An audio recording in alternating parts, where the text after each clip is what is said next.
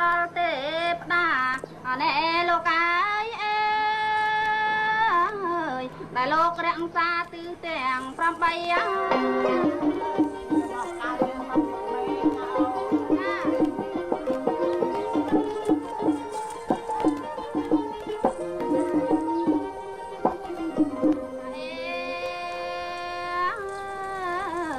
ញុំលើកដៃប្តឹងដល់ទេពតា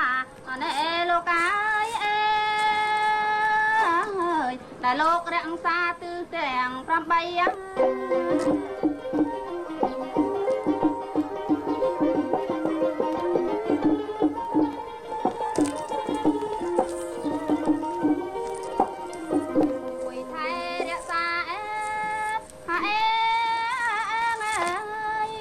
ម៉ែអើយប្រុងស្រីអើយមានជោគមានជ័យ